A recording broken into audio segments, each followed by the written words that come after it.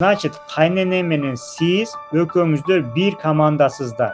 Эгер бир командадагылар урушса, команда жеңилет. Ошо жолдошуңуз менен кошулуп сыртка жеңилесиз. Анткени сиздер энергияңыздарды бири-бириңиздер менен урушуп өткөрүп атасыз. Эми эмне кылыш керек?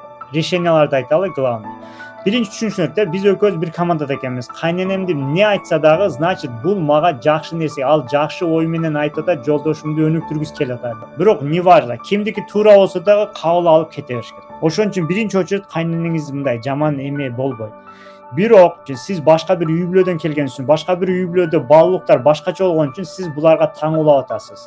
Бул жака өтпөйт, анткени булар өмүр бою ушинтип жашап келген. Сиз ал жакты келип, үйүңүздү алып келип бияка көчүрбөңүз. Ошого жолдошуңуздар эгер ортодо калып калса, сен апаңды танда же мени танда деп антип жарга такабаңыздар. Обычно ошондой ситуацияда болот. Апасынын баласы апасын эмне кылат? Анда сиз балаңыз да чоңойгондо сиз да ошондой кылса.